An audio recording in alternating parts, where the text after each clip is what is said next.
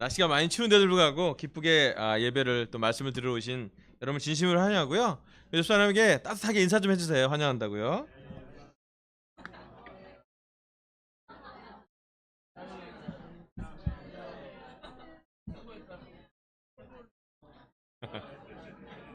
아멘. 그 앞에 이렇게 크리스마스 현수막 있으니까 참 좋죠. 우리 싱글의 우리 이영선 자매랑 또 우리 이형남 자매 두 분께서 항상 우리를 잘 이렇게 디자인하시는 두 분이신데 준비해서 잘 해주신 것 같아서 너무 이렇게 현수막만 바꿔도 따뜻한 느낌이 나고 기쁘다는 생각이 들었습니다. 아까 헌약 때 우리 최철 형제 얘기도 했는데 생일 축하하러 가서 뻥튀기 먹고요, 뻥이어 먹고 철이네 집에 소파 커버를 까는 부분을 심도 있게 논의했어요. 예, 아주 소소하게 시간 보내고 왔는데 그 시간 보내고 나니까 되게 가까운 느낌이 많이 들었어요. 이게 우리가 많은 일도 하고 복음도 전해야 되고 큰 일도 하지만은 정말 이렇게 가까운 누군가 옆에 있다는 걸 느끼는 것이 이 겨울에는 되게 중요하다 생각이 들었습니다. 그래서 여러분 정말 이렇게 어떤 이유로든 간에 제자들이 함께 모여서 자주 기도하고 자주 교제하고 자주 잘 먹고 또 자주 하나님을 찬양하는 시간이 많았으면 좋겠습니다. 오늘은 사도행전 4장 18절부터 20절부터 읽겠습니다. 사도행전 4장 18절부터 20절. 그런 다음에 그들은 그 두 사람을 불러서 절대로 예수의 이름으로 말하지도 말고 가르치지도 말라고 명령하였다. 그때 베드로와 요한은 대답하였다. 하나님의 말씀을 듣는 것보다 당신들의 말을 듣는 것이 하나님 보시기에 옳은 일인가를 판단해 보십시오. 20절. 우리는 보고 들은 것을 말하지 않을 수 없습니다. 아멘. 여기 사도행전 4장에서 베드로와 요한은 드디어 그 당시에 가장 권력 있는 사람들 앞에서 사람들을 의식하지만 사람들보다 하나님 관계가 더 깊어지는 그런 선언을 합니다. 특별히 20절이 우리 찬양에도 있잖아요. 말하지 않을 수 없었다고요. 오늘 설교 주제는요, 말하지 않을 수 없습니다. 베드로는 이제 더 이상 두려움으로 살지 않고 예수님에 대한 사랑과 예수님을 전하는 것에 대한 영적인 확신으로 살게 되었습니다. 베드로의 삶의 터닝 포인트였습니다. 그는 핍박을 받을 수도 있었고 죽을 수도 있었고 복음을 전하는 것 때문에 대가를 치러야 되는데 여기서 나온 베드로의 모습은 믿음이 성령님이 가득한 모습을 보여지게 됩니다. 그는 말하지 않을 수 없다는 말을 선언하고 모든 제자가 그랬듯이 그의 삶을 나누기 시작했습니다. 어쩜 우리 제자 삶이 이번 12월은 날씨도 춥고 또 사람들이 한 해를 저물기 때문에 되게 외로움이 많은 시기인 것 같습니다. 이때 우리가 정말 전하는 것은 하나님의 말씀, 하나님에 대한 우리에 대한 사랑을 나눠야 될 때 생각이 좀 들었어요. 특별히 사도행전을 보면서 사도들이 어떤 상태든 어떤 상황이든 상황은 여러 가지가 있었는데도 불구하고 그들이 전했던 말씀이 교회의 말씀이 되는 걸 보면서 저희 또한 많이 배울 필요가 있다는 생각이 들었습니다. 우리 사도행전 4장 23절부터 31절 보도록 할게요. 사도행전 4장 23절입니다.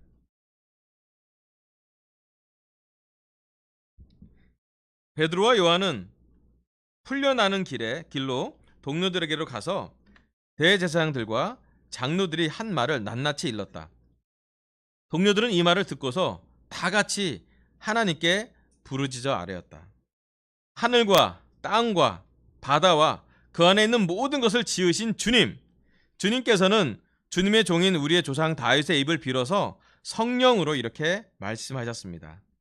세상 임금들이 들고 일어나고 통치자들이 함께 모여서 주님과 그의 메시아에게 대적하였다. 사실 헤롯과 본디오 빌라도가 이방 사람들과 이스라엘 백성과 한패가 되어 이 성에 모여서 주님께서 기름 부으신 거룩한 종 예수를 대적하여 주님의 권능과 뜻으로 미리 정하여 주신 일들을 모두 행하였습니다. 29절. 주님, 이제 그들의 위협을 내려다보시고 주님의 종들이 참으로 담대하게 주님의 말씀을 말할 수 있게 해 주십시오. 그리고 주님께서 능력의 손을 뻗치시어 병을 낫게 해주시고 주님의 거룩한 종 예수의 이름으로 표징과 놀라운 일들이 일어나게 해 주십시오. 31절 그들이 기도를 마치니 그들이 모여있는 곳이 흔들리고 그들은 모두 성령으로 충만해서 하나님의 말씀을 담대히 말하게 되었다. 아멘. 여기 핍박이 이후 더 강해진 사도들과 교회의 모습이 나오기 시작합니다. 그들이 함께 모여서 풀려나온 다음에 어떤 일이 있었는지 그 교회 제자들한테 다 나눴습니다. 깊은 소식을 전했겠죠. 그리고 나서 그들이 기도할 때 모두가 다시 한번 온 수적만큼이나 성령을 가득하게 성령이 충만하게 하는 그런 기도를 하게 됩니다. 참 핍박과 고난 속에서 하나님의 말씀을 전했을 때 교회는 다시 한번 성령님의 충만하심을 경험하게 됩니다. 어쩌면 그게 진정한 복음인 것 같아요. 편한 상황과 좋은 상황으로 복음이 전해진 것뿐만 아니라 하나님의 복음은 추울 때, 어려울 때, 외로울 때, 힘들 때, 억울할 때 사람들에게 더 빨리 갔습니다. 자, 이제 12월 또 12월 한 중순쯤 됐으니까 여러분 우리 자신을 한번 돌아와 봤으면 좋겠습니다. 분명히 우리에게는 능력이 있지 않습니다. 하지만 제자들도 능력이 없었지만 제자들은 예수님의 일을 믿는 믿음으로 예수님을 전하려고 했고 예수님을 전하려 하는 과정에서 그들은 크고 작은 예수님이 행했던 기억을 같이 하게 됐습니다. 그리고 그들은 그 예수님이 했던 기적을 그대로 따라하게 되었어요. 사람들은 그 기적을 보고 많은 걸 배우게 되었습니다. 우리도 돌이켜보면 우리에게 큰 능력이 있는 건 아닌 것 같아요. 그죠? 우린 담대하지 않습니다. 맞죠? 우리 약한 점이 많이 있어요. 하지만 우리 안에 있는 예수님, 우리 안에 있는 성령님, 우리 안에 있는 하나님의 말씀은 능력이 있습니다. 그래서 하나님이 기대하시는 것은, 예수님이 기대하시는 것은 우리를 전하는 것이 아니라 하나님의 말씀을 전하려고 합니다. 오늘 설교 첫 번째 포인트는요, 하나님의 말씀을 담대히 말하지 않을 수 없습니다. 제가 이제 강수센터에 와서 저희가 예배를 드린 게 벌써 봄에 모여서 우리가 1월 첫 주에 예배를 드려서 지금 벌써 12월 둘째 주가 지나가고 있으니까 여러분 1년 동안 우리가 봄, 여름, 가을, 겨울을 다 경험하고 있어요. 추울 때 시작해서 꽃필 때도 있었고요. 여름에 한참 더울 때 7월 캠페인, 캠퍼스랑 같이 대학생과 여러 가지 외국어도 많이 했었고요. 전도도 했었고 많은 일이 있었고 또 가을에 여행도 가기도 했고 어떤 분은 제주도로 어떤 분은 양평으로 또 여행도 가면서 마음을 나누기도 했고요. 이제 추운 겨울이 왔어요. 제가 한 가지 확실하게 느끼는 건 뭐냐면 강서센터 와서 우리가 했던 많은 것 중에 하나는 뭐냐면 매 주중마다 주일마다 말씀을 전하고 예배를 드렸다는 것이에요. 여러분 좋지 않습니까? 저는 이 영등포 지역에 예배당을 리모델링하고 여기장을 새로 만들어서 예배를 드리시다는 것 자체만으로도 하나님의 은혜라는 생각이 들었어요. 여기서 예배를 드릴 수 있도록 수없이 많은 형제자매들이 오랜 기간 기도하고 있었던 것도 제가 알고 있어요. 또 누군가는 여기서 예배를 드릴 수 있도록 헌신했던 것도 기억이 나요. 아마 이 자리에 있는 모든 사람들이 예배의 어떤 한 부분을 헌신하려고 최선을 다했던 것 같아요. 주일학교부터 틴, 캠퍼스, 싱글, 결혼부, 우리 장년부까지 어떤 식으로든 우리가 하나님의 말씀을 전할 수 있도록 또 하나님의 말씀을 들을 수 있도록 또 하나님께 예배 드릴 수 있도록 우리는 최선을 다했던 기억이 있습니다. 여러분 교회는 사람을 전하는 것이 아니라 주님을 전하는 것이어야 합니다. 우리 안엔 약점이 분명히 있고 우리 안에 한계가 많이 있었지만 우리가 노력했던 건 뭐냐면 늘 하나님을 찾으려고 했고 기도하려고 했고 예수님 십자가를 증거하려고 했던 것 같아요. 그래서 저는 너무 감사해요. 여태까지 1년 동안 정말 힘차게 예배를 드렸던 것이 감사하고 저 개인적으로는 복음을 전할 수 있어서 너무 기뻤어요. 부족하지만 저의 설교를 듣고 여러분 삶에 반응하는 걸 보고도 너무 기뻤던 것 같아요. 제가 아니라 제 안에 있는 예수님, 저희가 아니라 우리 안에 있는 성령님, 우리 교회가 아니라 하나님이 함께하는 교회의 모습으로 많은 것을 보게 되었습니다. 아멘. 그래서 캠퍼스 세례도 나오고요. 우리 민주자매가 리스토레이션 되기도 했고요. 우리 이삐 아버님이 세례 받기도 했고요. 마지막으로 아직 12월이 끝나지 않았는데 저희가 기도하는 건 우리 준님 형수님이 저기 앉아 계시는데 프레셔줘야지. 자, 마음을 다 내려놓으시고요. 회개하시고 세례를 받으시길 바래요. 담대히 저희가 얘기할 수 있는 게 뭔가 우리 삶이 더 나은 것이 아니에요. 우리가 더 많이 가진 것도 아니에요. 물론 성경 말씀을 많이 보긴 했지만 그렇다고 더 많이 성경을 깊게 하는 것도 아니에요. 다만 말씀을 전할 뿐이에요. 제가 믿는 건 주님 형님의 마음속에 말씀의 씨앗이 자라고 들어갔고 그 씨앗이 자라고 있고 그 씨앗으로 하여금 다시 한번 하나님이 형수님을 제자로 될 수 있도록 기도하고 있어요. 저뿐만 아니라 여기 있는 대부분의 결혼부 자매들이 기도하고 어떤 분은 금식하고 있고요.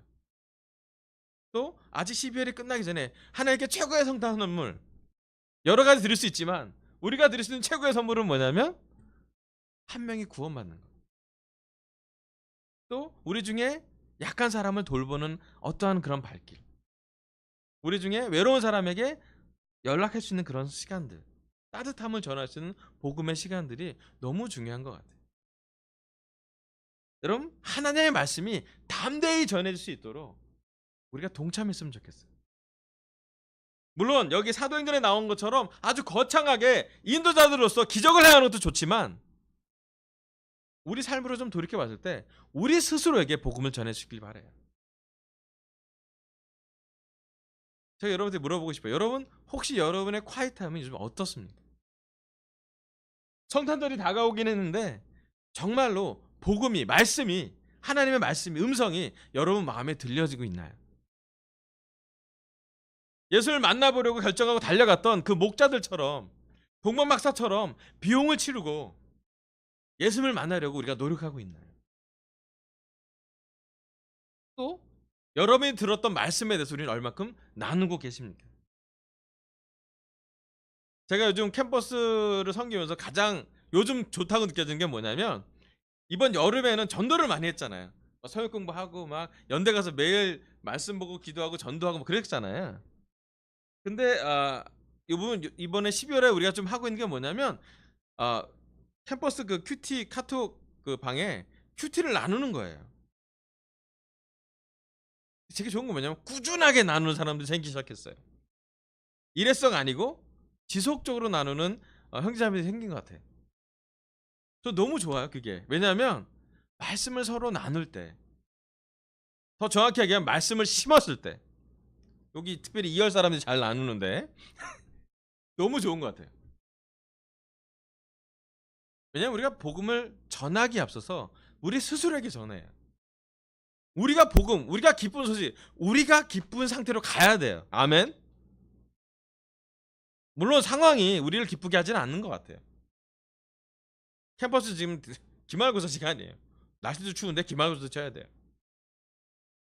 하지만 말씀은 우리한테 전달될 수 있고요. 여기 사도행전에서 나온 것처럼 그 말씀에 반응한 사람들이 기도할 때 그 장소가 흔들렸대요. 그 사람들이 성령을 가득하게 받았대요. 여러분 우리가 오늘 이 시간 우리 스스로에게 복음을 전하고 있는지 물어보시길 바라겠고요. 우리가 전하는 말씀이 우리에게 먼저 적용될 수 있음을 기억하길 바라요. 그리고 우리가 기뻐져서 많은 것을 전하셨으면 좋겠어요. 가까운 쪽으로는 여러분 콰이타임을 남편과 아내한테 나누시길 바라요. 우리의 큐티를 우리 아이들한테 나눠주길 바라요. 가르치는 거 좋은데 제일 중요한 건 뭐냐면 우리가 뭘 배우고 있는지를 나누는 게 더 중요한 것 같아요. 그러면 하나님의 말씀이 멀리 있는 말씀이 아니라 우리 아빠 엄마가 뭘 배우고 있지 요즘? 어떤 걸 훈련받고 있지? 라고 느껴질 때 그 말씀은 소화된 말씀이라 아이들이 잘 들을 수 있을 것 같아요. 야, 너네 이렇게 살아야 돼 라도 중요하지만 더 중요한 건 나 이렇게 살기가 얼마나 힘들더라 나눌 때 아이들이 동감하지 않겠습니까? 그리고 그 동감을 같이 나누는 것이 중요한 것 같아요. 여러분, 하나님의 말씀을 담대히 나누세요. 우리가 부족하더라도 하나님의 말씀이 우리의 부족함을 쓰실 거예요. 우리의 약함을 하나님이 사용할 거라고 저는 믿어요. 우리가 너무나 뭐가 잘나서 복음을 전하는 것이 아니라 언제든지 복음의 능력에 우리가 들어갈 수 있길 바라요. 능력은 우리한테 있지 않지만 분명히 예수님과 연결할 동안, 말씀과 연결되는 동안, 우리가 기도하는 그 시간 동안에는 하나님의 능력을 연결할 수 있을 거예요. 아멘. 그래서 마치 작은 불꽃 하나가 정말로 큰 불이 되듯이 우리 마음속에 늘 뜨거운 마음, 따뜻한 마음, 이 살을 내는 듯한 이 추위를 이길 만큼의 따뜻함이 우리 마음속에 있길 바래요. 그래서 그 따스함으로 성령님의 불길 갖고 우리가 하루를 살았으면 참 좋겠습니다. 아멘. 자, 사도행 4장 32절부터 37절까지 읽겠습니다. 사도행 4장 32절입니다. 많은 신도가 다 한 마음과 한 뜻이 되어서 아무도 자기 소유를 자기 것이라고 하지 않고 모든 것을 공동으로 사용하였다. 사도들은 큰 능력으로 주 예수의 부활을 증언하였고 사람들은 모두 큰 은혜를 받았다. 그들 가운데는 가난한 사람이 한 사람도 없었다.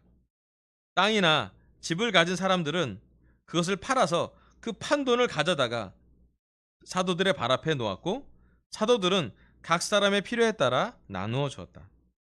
키프로스 태생으로 레이 사람이요 사도들에게서 바나바 곧 위로의 아들이라는 뜻의 별명을 받은 요셉이 자기가 가지고 있는 밭을 빨아서 그 돈을 가져다가 사도들의 발 앞에 놓았다. 아멘.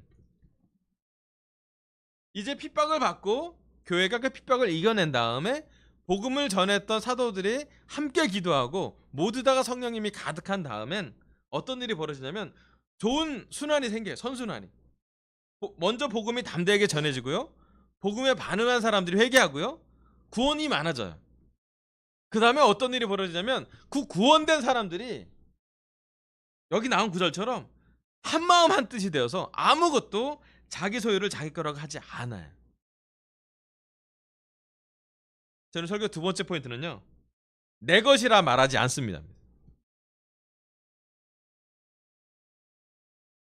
성령이 충만한 교회에서는, 복음이 담대하게 전파된 교회에서는, 구원이 많아지는 교회에서는, 특별히 사도행전에 나온 교회에서는 정말로 놀라운 일들이 벌어지는데 그들이 영적으로 구원받고 성역 공부하는 것도 있었지만 그들의 삶에서 본이 되는 사람들이 많았어요. 여러분 3,000명이 한꺼번에 세례를 받고요. 여기 4장 정도 됐으면 5,000명 이상의 남자들만, 성인 남자들만 5,000명 이상의 사람들이 제자가 되어 있습니다. 그들이 복음을 들었고 큐티도 했고 성찬도 나눴고 교제도 했지만 사실 그들을 누가 먹였어야 됐어요.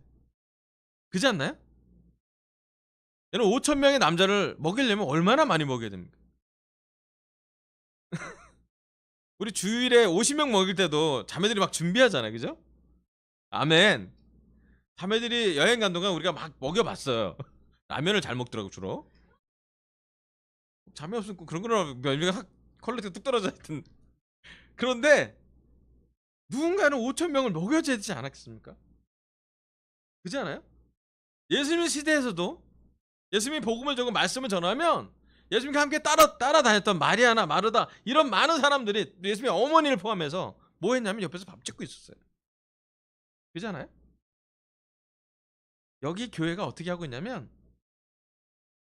자기 소유를 자기 거라고 하지 않았다는 거예요.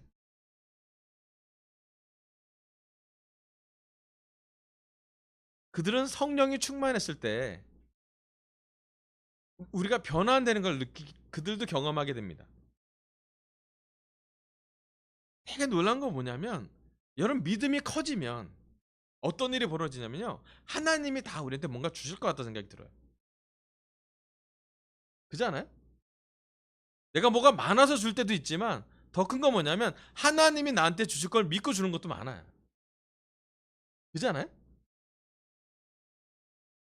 제가 우리 교회에서 많이 배웠던 건 뭐냐면 내 것은 내 것이 아니라고 알아가는 것이 소유적인 분야에서는 영적으로 성장하는 걸 배우게 됐어요. 여러분, 내 몸이 내 몸이 아닐 때 하나님의 성전인 걸 깨닫습니다. 맞죠? 우리 몸이 건강해야 되는 이유가 뭐냐면 내가 잘 먹고 잘 사는 것도 중요한데 더 중요한 건 하나님의 성전이 지어져 가야 되기 때문이에요. 제가 고등학교 3학년 때 공부할 때 왕지야, 네 성적이 아니다. 맨날 저한테 도전 형제가 있어요. 전교 1등한 형제가.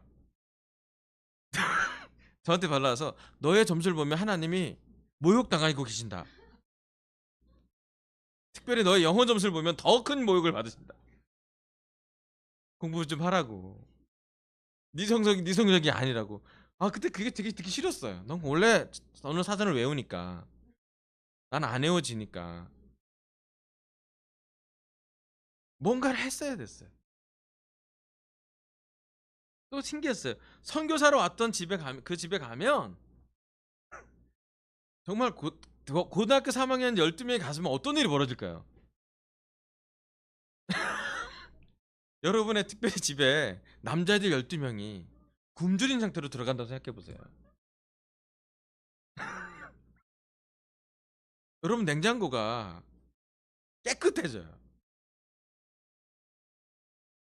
야, 저희가 그 냉장고 한 칸을 강희 형수님, 미경 형수님의 그걸 거긴 건들지 않으로 돈으로 나중에 만들었어요.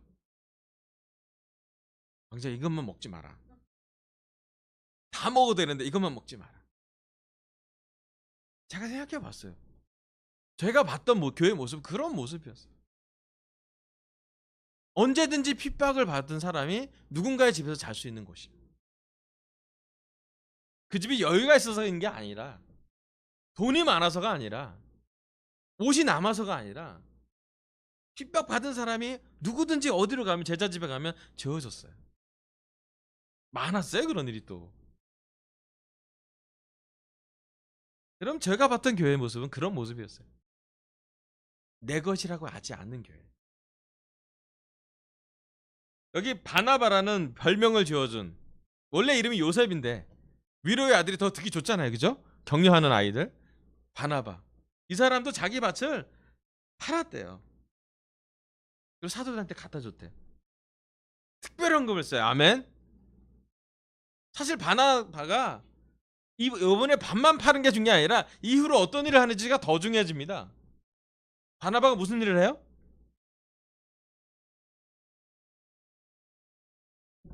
예, 사도행전 4장 정도 나왔을 때 밭을 팔고 헌금하죠. 특별헌금. 여러분 7장, 8장, 9장 들어가 보세요. 9장에 사울의 계정이 들어갈 때 바나바가 영향을 줍니다. 더 큰 건 뭐냐면 사도행전 11장 정도에 가서 사도 바울을 사울에서 바울이 되고 사도로 훈련했을 때 가장 큰 영향을 준 사람이 바나바였어요. 바나바는 영크리스찬 사도 바울을 데리고 누군가를 가르칠 수 있는 사람을 훈련했고, 그가 갖고 있는 많은 열정과 많은 지식이 하나님의 나라에 쓰여질 수 있도록 도와주게 되는 직접적인 통로가 됩니다. 제가 요즘 많이 기도하면서, 요즘도 오전 10시에 또 밤 10시에 기도하는데요, 일꾼을 보내주세요라고 기도를 많이 해요. 그럼 이제 기도하다 보니까 어떤 걸 깨닫냐면요, 어떨 때 언제 일꾼이 생기나, 성경에서 언제 인도자가 생기나, 뭐 구약 시대로 보면 언제 왕이 될 만큼의 인품이 된 사람이 나오나, 어떤 상황일 때, 또 누가 도와줄 때 나올까? 여러분, 사무엘이 나와야 다윗이 나옵니다. 맞아요? 연결되죠? 또 우리 스스로 보면 그런 바나바가 있어야 사도 바울이 생기는 거예요. 요즘 제가 많이 보고 연구하고 있는 게 그거예요. 어떤 일이 먼저 벌어지면 거기에 대한 결과로 하나님의 일꾼이, 하나님의 종들이 하나님의 나라가 이게 폭발적으로 성장하는 일이 생기는데, 예수님이 나와야 베드로가 나왔죠. 그죠? 그런 많은 일들을 하나씩 하나씩 우리가 배워야 되겠고, 그래서 우리가 해야 될 거는 이 일꾼을 찾으려면 먼저 해야 될 게 뭐냐면, 이런 환경, 이런 영적인 인물, 이런 멘토, 이런 준비를 할 때 가능하겠다라는 확신을 갖게 됐어요. 그렇지 않겠습니까? 그래서 우리가 가장 많이 해야 될 게 뭐냐면, 여러분, 우리 중에 사도 바울 같은 젊은 인도자가 생기려면 우리 중에 바나바가 나와야 돼요. 아멘.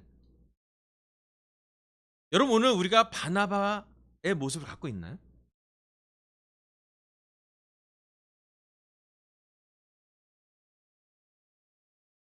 한 사람이라는 바나바라는 인물도 중요한데요, 바나바의 성품 있잖아요. 위로해주고 격려해주고 자기 것을 다 팔아서 사도한테 드려도 믿음을 잃지 않는 사람. 사도라는 타이틀은 없는데 교회를 인도하는 사람. 인도자는 아닌 것 같은데 어느새 인도하고 있는 사람. 심지어 교회를 핍박해서 사울이라는 청년을 데리고, 남 사람은 못 는데 이 사람은 믿어줘서 나중에 사도행전 후반부에 가면 정말로 다른 국가, 다른 도시, 다른 언어를 쓰고 있는 사람들한테, 다른 문화를 갖고 있는 사람들한테도 복음을 전할 수 있는 놀라운 기회가 되는 것을 보게 하는, 어쩌면 제가 많이 기도해야 될 부분은 바나바가 될 수 있기를, 또 우리 강서센터에 많은 바나바들이 생겨날 수 있도록 기도해야 되는 것입니다. 전 정말 믿는 건 우리가 바나바처럼 변화해야 될 확신이 있습니다. 저는 지난 11월 말에 우리는 특별헌금을 했습니다. 아멘. 헌금에 감사해요. 아멘. 우리 교회는 특별헌금 위에 세워진 교회라고 몇 번 얘기했죠. 그죠?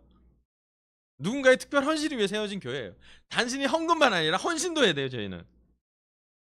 제가 믿는 건 뭐냐면, 우리가 헌금한 교회가 다시 한번 우리가 헌신할 수 있도록, 많은 바나바들이 생겨날 수 있도록 우리가 기도해야 된다는 제안을 하고 싶어요. 또 이렇게 돌이켜보면 우리가 헌신할 때 우리가 하나가 되기 더 쉬웠고요. 우리가 복음을 전하려 할 때 우리는 한 방향으로 열심히 달렸던 기억을 오래 가르쳐 주셨어요. 7월에 캠퍼스를 도와줄 때 결혼부들이 엄청나게 도와준 걸 전 기억해요. 아멘. 걔네들은 아직도 고마워해요. 페리하고 니키가 임신하고 나서 지금도 감사해요. 또 뿐만 아니라 청년부들이 캠퍼스를 위해서 기도해 준 것도, 체인 금식한 것도 하나님은 다 기억하고 계실 거예요.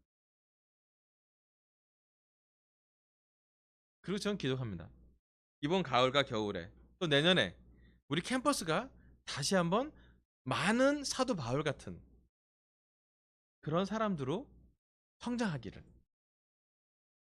더 크신 하나님, 더 큰 교회, 더 전 세계적으로 일하는 교회를 경험해 보길 바래요.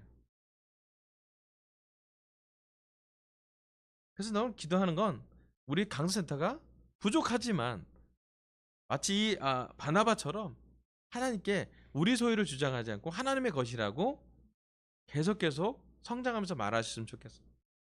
아멘. 여러분, 올해 우리 가게의 재정이 막 성장하지는 않았을지 모르겠는데 우리 교회는 엄청나게 성장했어요. 아멘. 저는 감사해요. 우리 교회 살림살이가 많이 늘었어요. 제가 한 가지 믿는 건, 우리 서로 공동으로 더 교회가 발전하게 될 때 하나님은 내 것이라고 말하지 않는 교회의 사람들을 더 많이 보게 될 거예요. 여러분, 이 확신을 계속 키우시길 바랍니다. 내 것이 아니라는 것이요. 내 가정이 아니라 하나님의 가정이고요. 내 돈이 아니라 하나님의 돈이고요. 내 시간이 아니라 하나님의 시간이에요. 내 체력이 아니라 하나님의 체력이고요. 내 능력이 아니라 하나님의 능력입니다. 내 남편이 아니라 하나님이 보내준 남편이고요. 내 아내가 아니라 하나님의 아내고요. 내 아이가 아니라 하나님의 아이들이에요. 내가 하고 싶은 대로 키우는 아이가 아니라 하나님의 방식으로 키우는 아이들. 내가 남편에게 대해야 할 때 그리스도를 대하듯이 대해야 되고요. 내 아내를 대할 때 그리스도가 교회에 대하듯이 대해야 되고요. 내 시간을 쓸 때 예수님처럼 쓰셔야 합니다. 여러분의 성적에서든 여러분 체력에서든 여러분의 직장 월급에서든 여러분의 업무 성과에서든 하나님에게 하듯 하십시오. 내 것이 아닙니다. 우리 것이 아닙니다. 하나님의 것입니다. 그리고 하나님에게 영광을 돌렸으면 좋겠어요. 어쩌면 진정한 영광은 내 것으로 생각하지 않을 때 하나님 영광 받으실 거예요. 그리고 그때 사도행전 4장의 교회는 기쁜 마음으로 진실한 마음으로 한 마음 한 뜻으로 하나님께 영광을 돌렸습니다. 여러분 우리 모두 바나바 위로의 아들 위로의 딸이 되기를 결정하기를 바랍니다. 아멘. 설교 마치겠습니다. 아멘. 광고 드릴게요.